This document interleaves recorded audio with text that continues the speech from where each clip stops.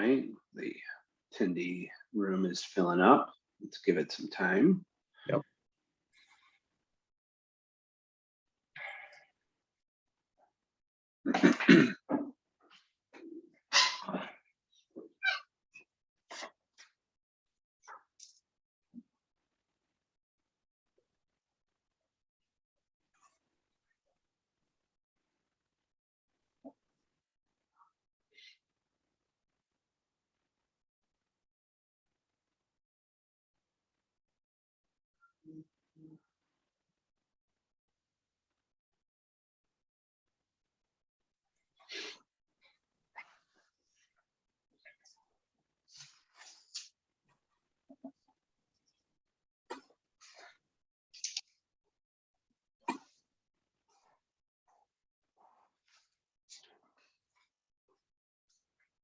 Okay.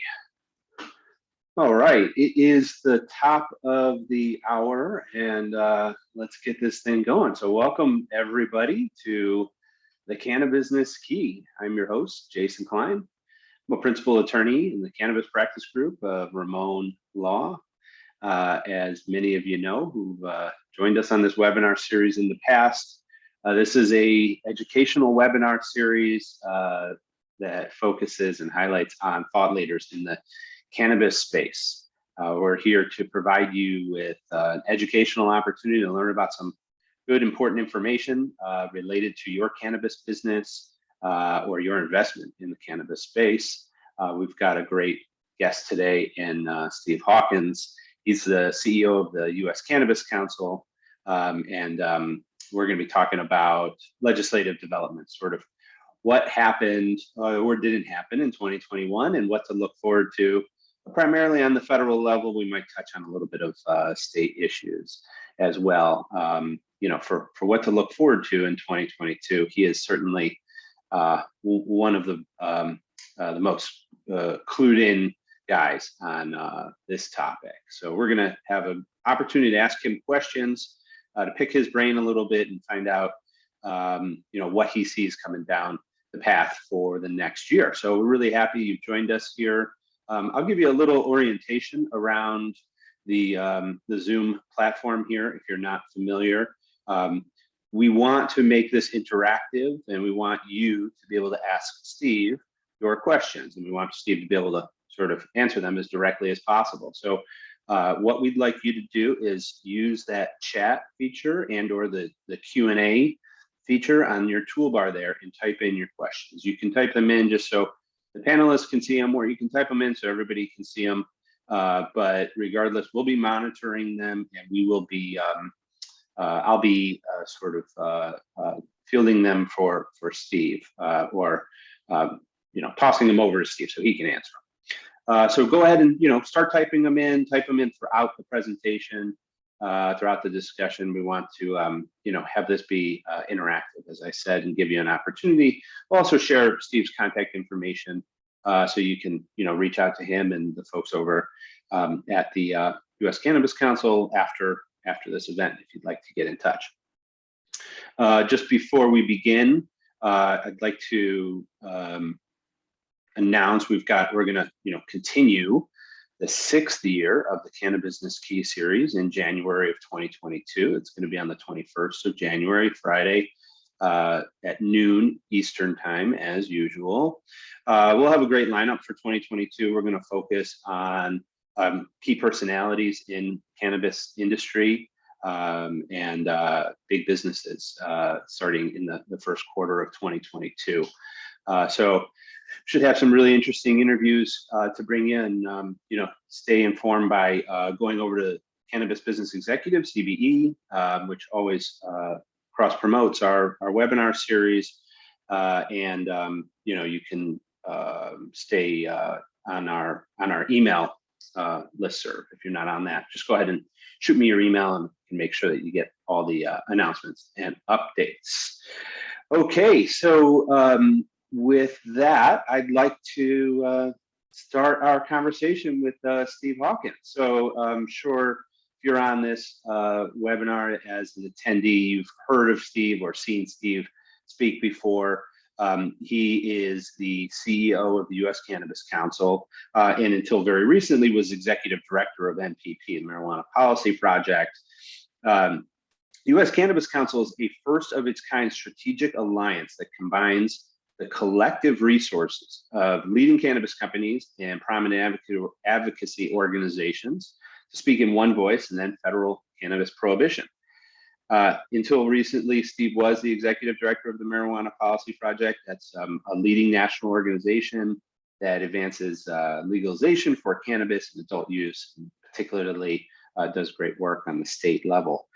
Steve began his career as a civil rights attorney and has served in national leadership roles in a bunch of different organizations that advance civil, human rights, and criminal justice reform.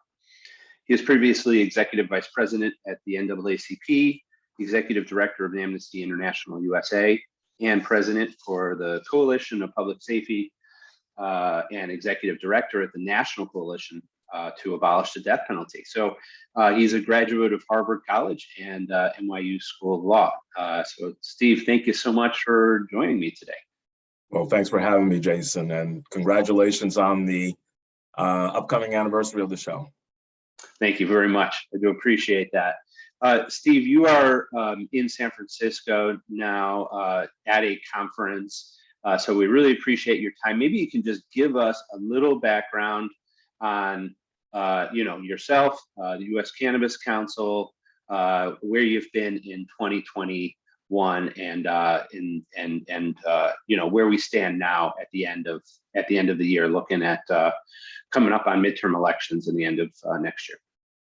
Sure. So as you pointed out in my introduction, I've been in leading organizations and working on advocacy for the better part of 30 years. And what excites me about cannabis is this incredible change that we've seen, Jason, in a short period of time, right? From when California first legalized for medical in '95 to Colorado legalizing for adult use through the ballot initiative in 2012, just the incredible growth of not only the industry, but the shift in public opinion. And that is showing itself now in Congress. I think Congress has gotten to the point in leadership as well as in the rank and file that the cannabis legalization is ultimately inevitable.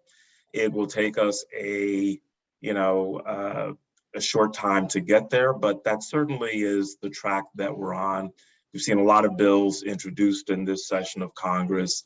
I'm sure we'll get into many of them. So that really is what brought the US Cannabis Council into existence.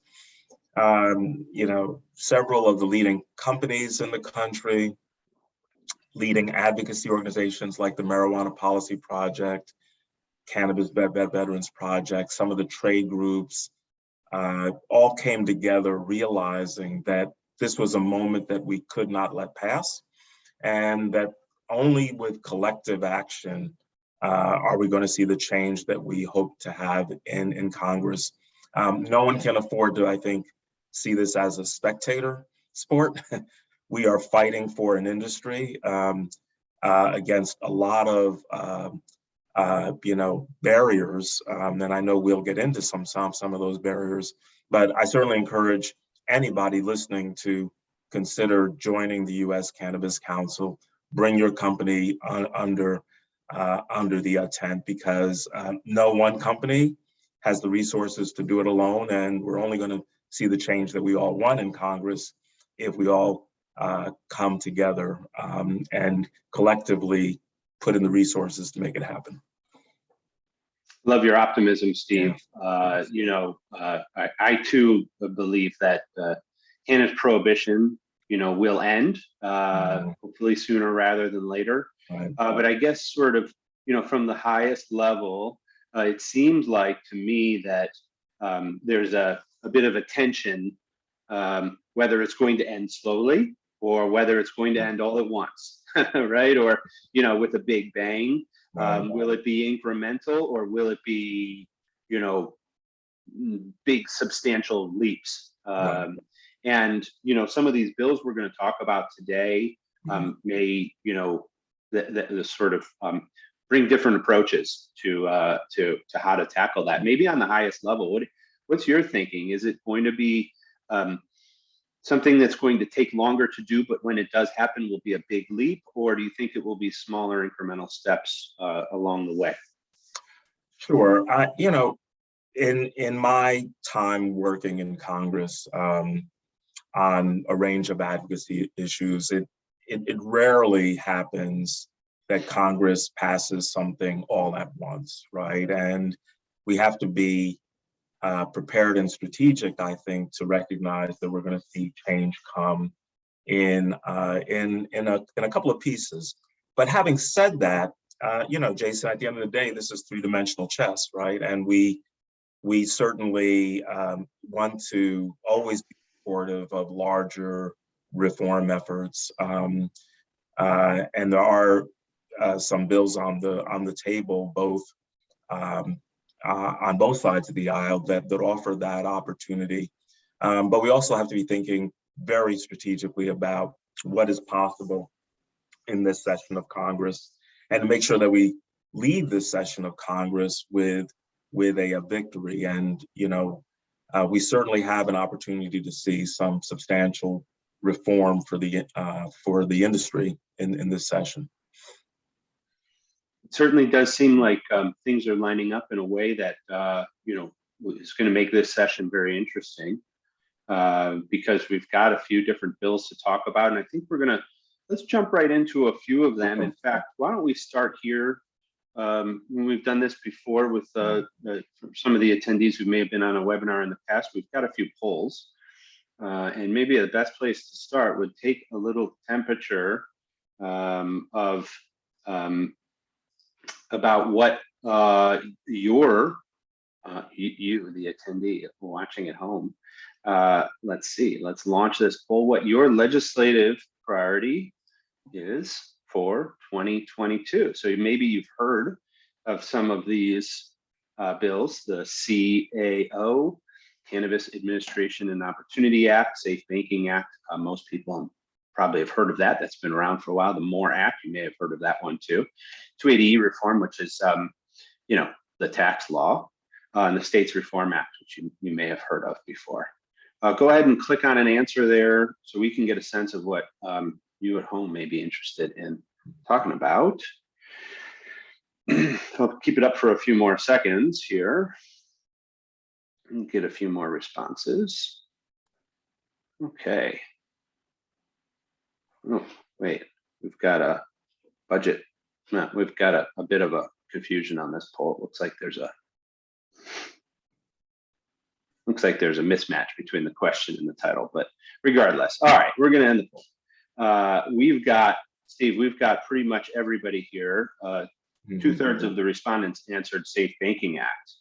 And then the other respondents split between the CAO and the MORE Act. So certainly people are interested, I think, mostly in the Safe Banking Act, and they've heard about safe banking for a couple of years now. That seems to be something that's had momentum in Congress. It's got a lot of sponsors. Maybe you can just describe for us a little bit about what safe banking does, and you know, what its prospects are for moving forward in 2022. Sure. So, you know, in essence, what the Safe Banking Act would do is make financial services, banking services, available to the cannabis industry.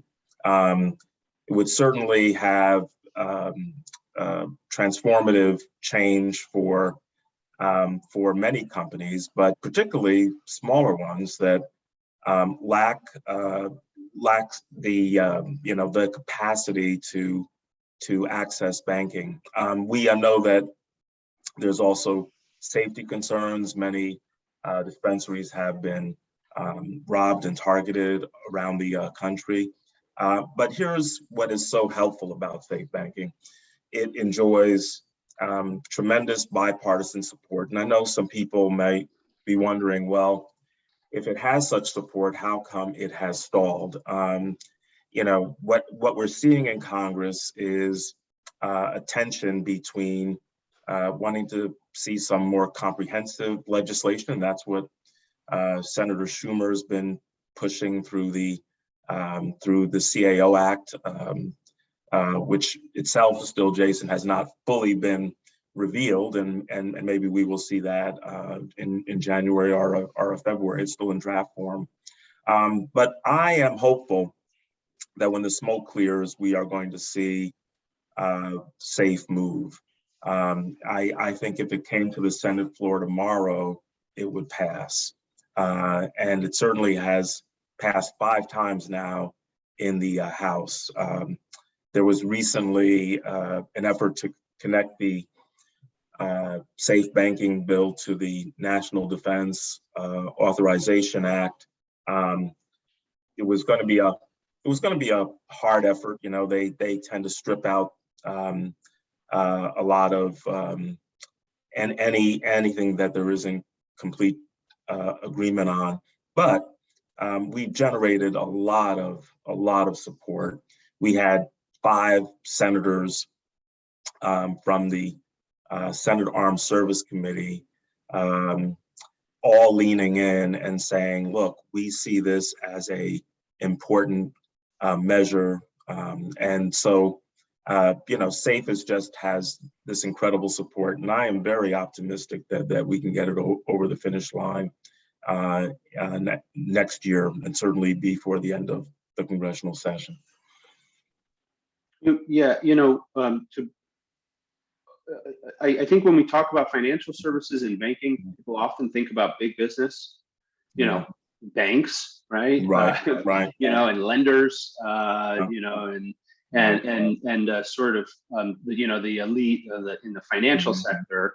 But I think, from my perspective, safe banking is also, very much about individual operators, down to the individuals who work in dispensaries, in particularly because we know how dangerous, the way that cannabis businesses are sometimes operating can be, right? And we've made great improvements through the years. Okay, so it's not as common to have as much cash laying around because there is some banking access, and it's not as common to have the type of dangerous situations to put your employees in as it was maybe 5 or 6 or 8 years ago. But still, having access to banks and to traditional banking services is, to me, an important component of building an inclusive industry that serves and protects everybody, all the way down to the patients and the customers. So, just my 2 cents on that. I mean, sure. I'm not sure if you've got some further thoughts you want to add sort of along those lines. Well, I think you're right. I mean, I think certainly for many of the larger businesses, they have secured, decent banking services. But who really suffers is the smaller operators. We did a panel with several operators from communities of color, and talking about either being robbed at gunpoint several times, a smaller business operator having to drive 2 hours to deposit money, and wanting to take advantage of the bigger, the opportunities to secure an adult use license in New Jersey, but then having to think about how that would, just the feasibility, the logistics of getting to the bank. So I think we've done a really good job of reframing the message in Congress that this is not just about big banks and big business, but that this is really about the capacity for this to be an inclusive industry that makes it possible for people of color, women operators, small mom and pop shops to survive and be able to have a stakehold. So So that debate moves forward in our Congress, and I think we have a really good chance of seeing SAFE pass. Well, connected to that, and people may not have heard of this one, sort of a little lesser known, the HOPE Act, which was recently introduced. And that's an interesting one. But I've heard you say elsewhere that you think it may be that the Safe Banking and HOPE Act sort of move together, or more specifically, that this HOPE Act is the supplement to Safe Banking that sort of gets them both over the finish line. And it seems to me, well, first of all, a couple interesting things about the HOPE Act. It's got bipartisan sponsorship right off the bat. It's been introduced by Joyce and AOC together, okay? And there does seem to be some thought process that there are some pieces in the HOPE Act that people find to be missing in Safe Banking. So maybe you could just talk a little bit for a few moments about the HOPE Act and whether you think that's something that sort of can be that push to get Safe Banking over. Yeah. So for the folks listening, the tension that we've been struggling with in Congress is that that Senator Schumer, as well as Senator Booker, have been saying, look, we're not going to move banking because there's no equity there. It's not addressing the harms that have been done to communities of color and other impacted communities because of cannabis prohibition.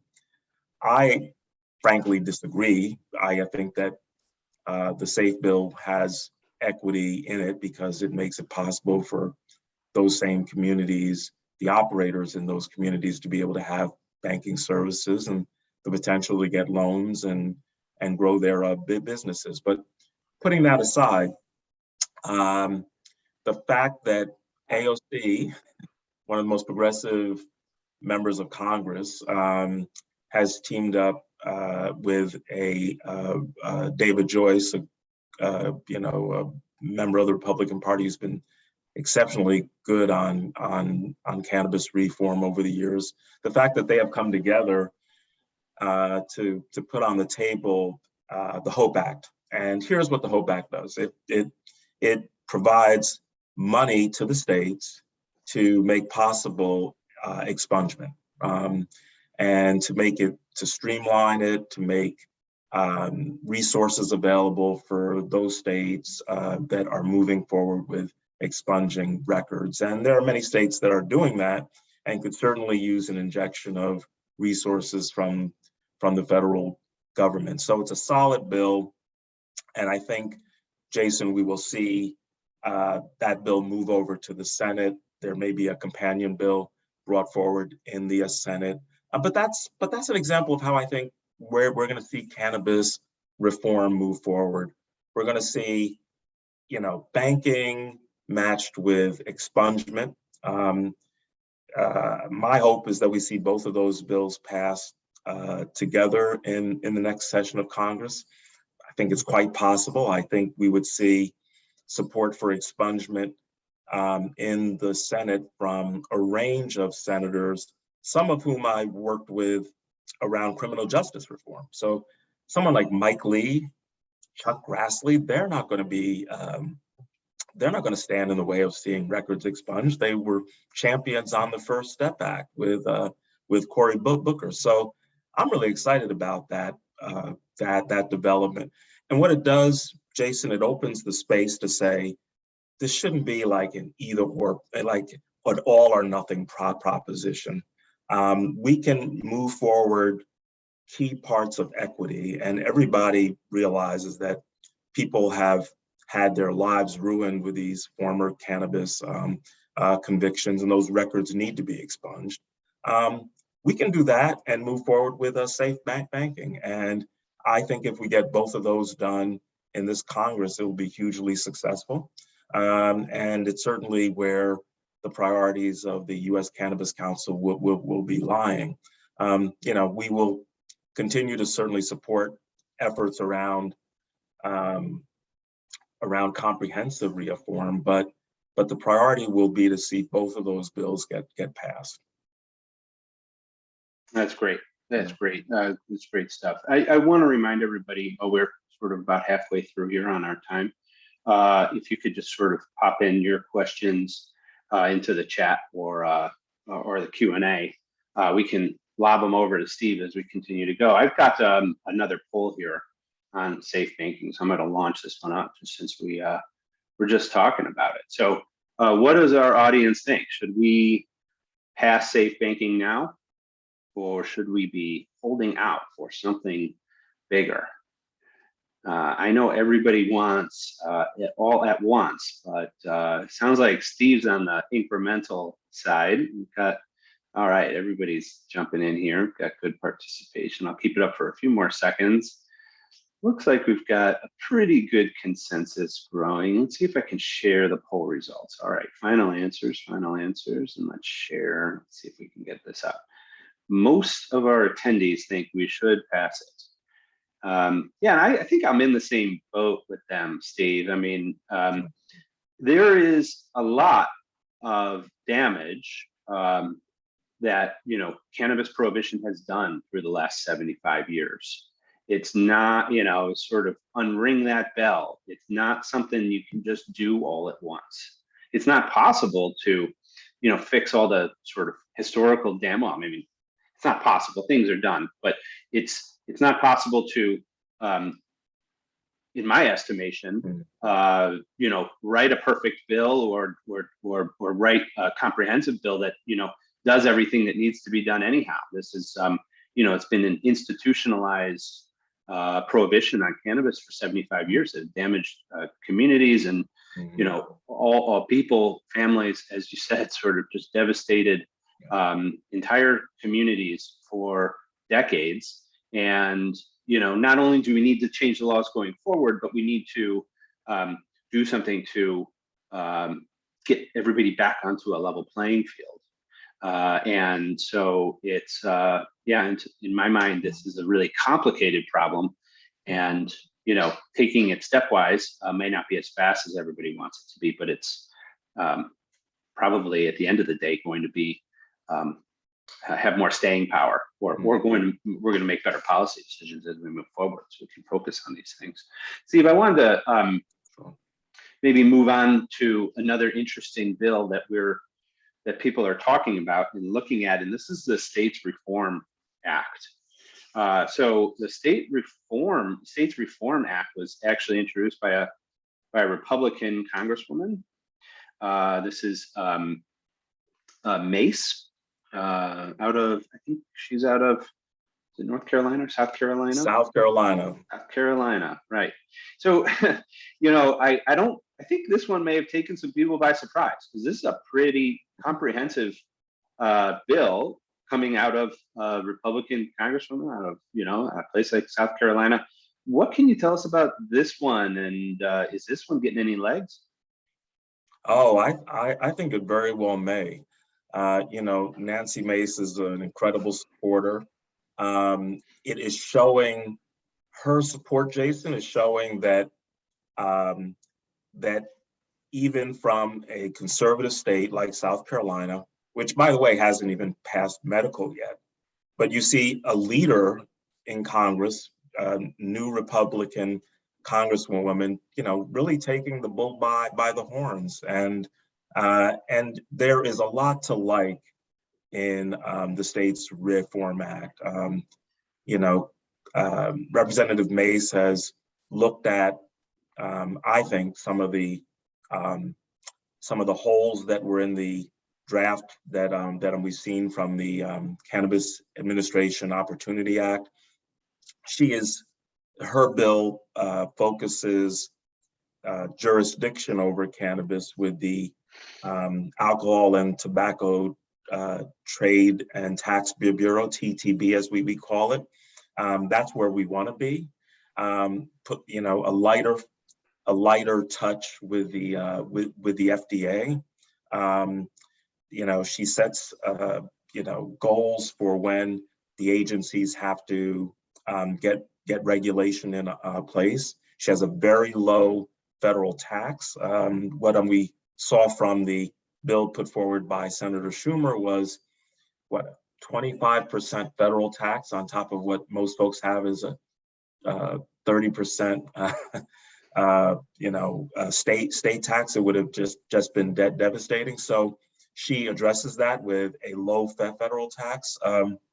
So it's a great bill, and it is showing the change that we're seeing in Washington.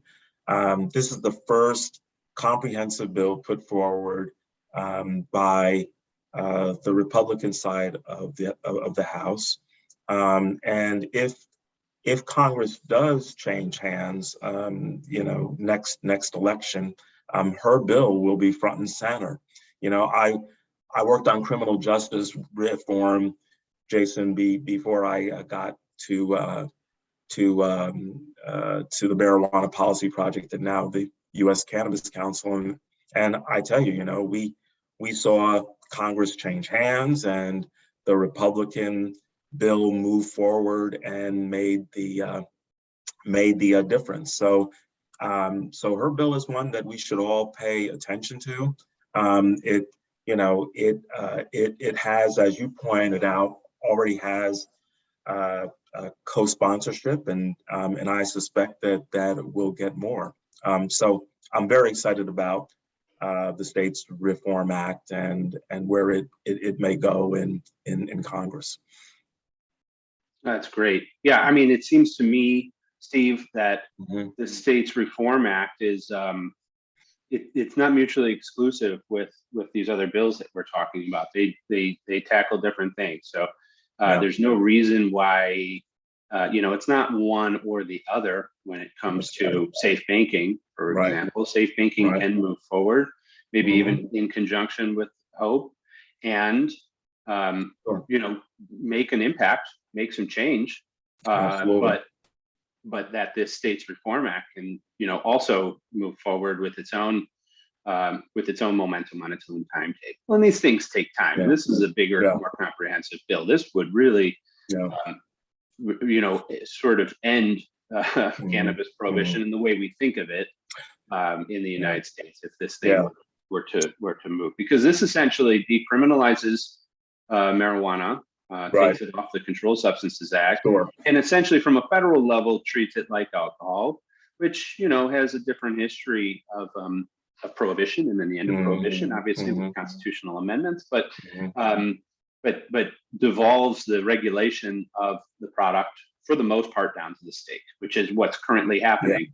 But instead of eliminating the federal laws against it, and really would be quite a big change. Yeah, the deference is there to the existing state programs, which is hugely important, right? We want to make sure that anything that happens at the federal level doesn't freeze what's been the regulation that's been put in place at the state level. We don't want a federal bill to come forward which would actually cripple the market that's been existing. So for example, the Schumer bill was really silent about medical cannabis, right? And Mesa's bill addresses it and makes clear that existing medical patients would be protected and that the state programs would continue there. The last thing we would want to happen would be for medical cannabis to somehow fall within this jurisdiction of the FDA and then be studied for the next, God knows how long. Many of the states, Jason, have created 2 different tiers where medical patients can get cannabis at a lower tax and more cheaply. That exists at the federal level for prescription drugs, but one of our fears is, does that mean the FDA then takes over jurisdiction of that and freezes everyone's medical program, forcing medical patients to then buy in the adult use space, but in many instances having to pay more. So that's those are some of the thorny pieces that still have to be decided in a more comprehensive bill. But Mace does a good job of creating some lanes that would allow for the industry to continue while the feds, get their act together. Seems like it's moving forward with in some thoughtful ways. But yeah, I agree. Yeah. It's not as simple as just saying that the federal government can come in and trump everything that that the laboratories of democracy have been working on, and being fairly effective at doing that. We're going to talk about one of those laboratories of democracy in a minute. We have a question about Virginia and Maryland, and I know you've got your focus now is on the federal level, but you definitely have a lot of history and understanding of these various states. But before we jump into that question, we have a question about the White House, and we haven't talked about the current administration and sort of your impression of their support or lack thereof, or what's going on with the current administration. Are they sort of living up to expectations? And as far as what is there anything that they could be doing that they're not, or do you see them standing in the way of any of these bills? Yeah, the current administration could be doing so much more, and very disappointing. We know that this president has not been supportive of legalization. He has stated that he's supportive of decriminalization, but recently, Jason, we had a fly-in of our CEOs that are in the US Cannabis Council. Many of the top CEOs in the country came to Washington. We spent 2 days going to House and Senate meetings. All of the CEOs signed onto a joint letter to the president calling for the release of those individuals who are still in federal custody. Some, a couple of thousand people fall in that category for cannabis convictions, not non-violent cannabis convictions. The White House hasn't moved forward with any of that. And that's the low-hanging fruit.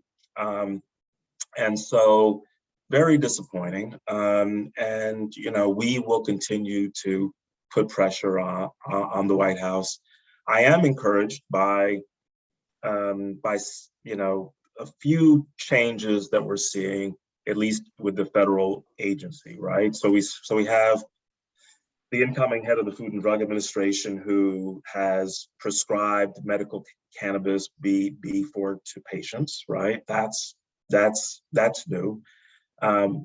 We're seeing the Office of National Drug Control Policy, the drug czar, sort of take very little interest in anything having to do with cannabis, and focusing the collective efforts in that organization on the opioid crisis, which makes sense. So we're seeing voices within the administration. We're seeing the VA call for resources for a research into cannabis. And I know some folks may say, look, this thing has been researched enough, and I agree. But I think there are folks who at least know, look, we need to get our nose under the tent here and not take a position that this is bad and we can't do anything, right? So we're seeing, I think, Jason, voices within the administration, saying, look, here is what we can do to get started.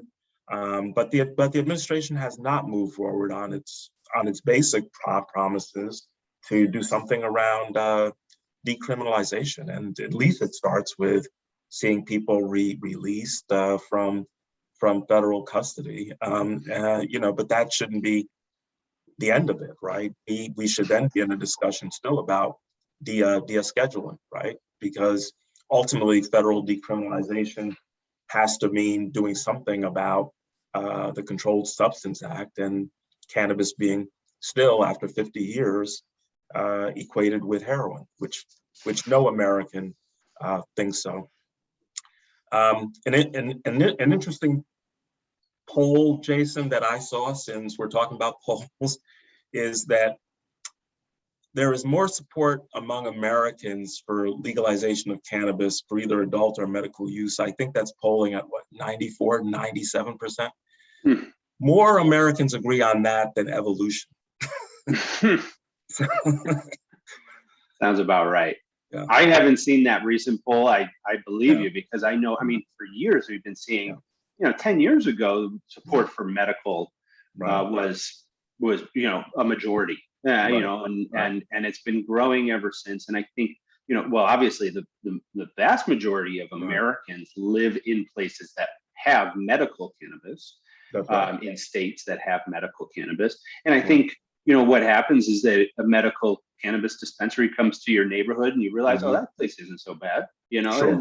The walls aren't crumbling. It's not crime ridden. It's not making my community worse. Maybe it's just there's some people that it can help. Maybe it doesn't help me, or maybe I don't do it, but they want to do it. That's fine. No harm, no foul kind of thing. I think more people that are exposed to it, they realize, well, there's the downside is very, very minimal, and the potential to help is more. So people it becomes supportive as they encounter it and live with it. And I don't know what the polling's at for full adult use, but that's got to be growing very quickly as well. And I don't know where we're at either, as far as, total number of states that are full adult use is about a dozen now.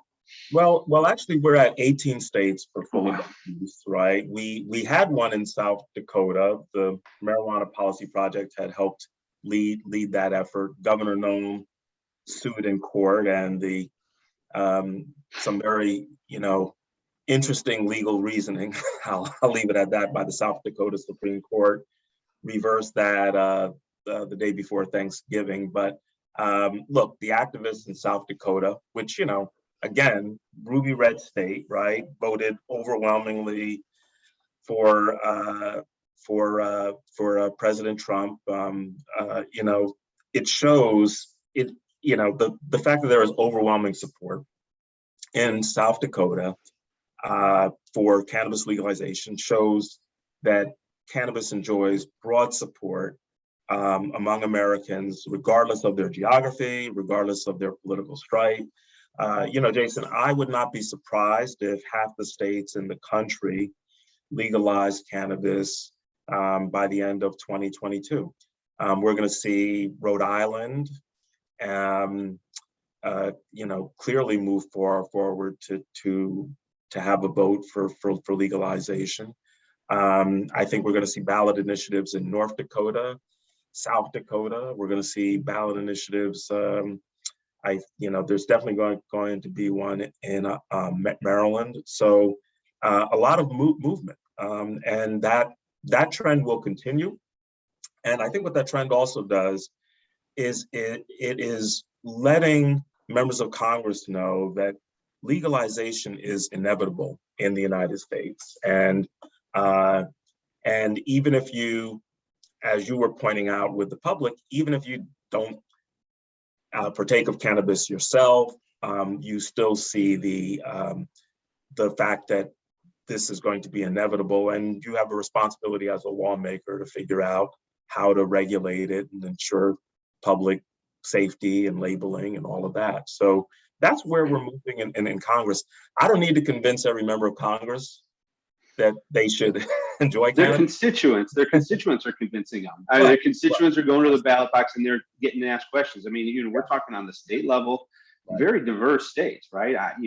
Like the ones you listed, Mississippi passed medical use last year, Montana is adult use, and South Dakota, and it's happening in all different kinds of states and all different geographies and all different sort of makeups of the constituents, and on the local level too. Lots of local cities and municipalities have ordinances that are you can't even track all those, but certainly those politicians, the Congress people, have to be watching that and saying, well, look, people that are sending me to Washington to do my job there are also speaking on this issue and appear to want it. So about that, the sort of question from Eddie here, who wants to know what your thoughts on legalization in Virginia are. Basically as a southern state, it's a purple state. It's a complicated state that's been changing quite a bit over the last decade. But there was an election in Virginia, statewide election in Virginia, just last month, and that's going to sort of push control of the Virginia State House back over to the GOP. And with that, sort of legalization movement afoot and rolling out in Virginia, what are your thoughts there on sort of the pathway for Virginia? Do you think it still moves towards a full adult use program, maybe rolling out in 2023, or do you think it's going to start walking a little slower now? It could end up walking a little slower. I mean, the incoming governor is not opposed to cannabis legalization. I think it's going to be an incoming administration. He's going to have to wrap his head around it a bit. But hopefully things move forward in Virginia before 2024, which is what was originally passed in the legislation. And, we certainly have lobbyists that will be, talking to the governor and pushing to move things forward. And I think, Jason, as you said, constituents, right? I think there are enough Virginians of all stripes that will be weighing in. So we won't see the Virginia program derailed. This governor is supportive, the incoming governor, but it's just a matter of the timing. Jason, I know that I'm getting a bit unstable. My battery life, something has happened with my computer. So just giving you a heads up. Okay. It's telling me I got about 30 minutes of life, but I don't trust that. Well, I think I heard you all the way through. You might have frozen for a minute there, but I think Okay. I've got you on a pretty good connection now. Okay. And I think we got the message. I mean, it seems like You're still optimistic in Virginia.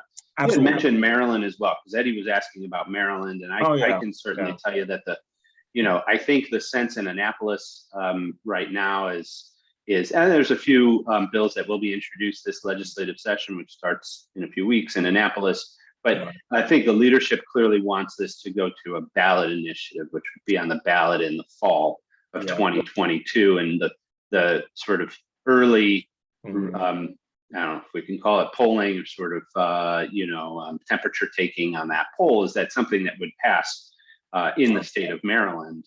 But I think legislators would rather see it pass that way than legislatively. Yeah, and Eddie's raised great question here. Look, we will see. We're going to see in Maryland, like we saw in New Jersey, where the legislature couldn't agree, so it goes to a ballot, which everybody knows will pass. But what we need to do, in this time period, Eddie, is to get that implementation bill ready, right? So just like in Jersey, all the work was done in advance. So let's say, Jason, the legislature passes it in November. In December, you want to introduce a comprehensive implementation plan. So between now and then, we work out all the aspects of the bill. All the parties are, engaged, and that's where things are in Maryland. You need to have a bill shelf ready. It can be introduced in December, voted on in January, and get Maryland up and running. It's unfortunate that we have to do that, but that's the nature of the political beast sometimes. Well, sure, and we've seen it so many times with delays. And you pass something, everybody's excited about it, and then it takes 2, 3, 4 years or longer. I mean, right? Yeah. It seems like we're getting to better best practices when it comes to implementing these things. But I mean, that's where the hard work, sort of real details. You got to get the dirt under your fingernails. Right. Steve, I know that you're running low on battery. We're running low on time. Right. I think we've answered the questions that have come through, but I do want to encourage everybody Steve, where can people find you? What's the best way to connect with you Sure. if they want to talk Sure. about joining UCC, or just talking to you further about how Right. they can, what difference they can make in their neck Sure. of the woods, whether with their business, their investment, or just because they're interested in staying on top of developments? How can they stay in touch with you? Sure. I mean, our website is uscannabiscouncil.org. I know that's a mouthful, but uscannabiscouncil.org. I'm at Twitter at Steven W. Hawkins.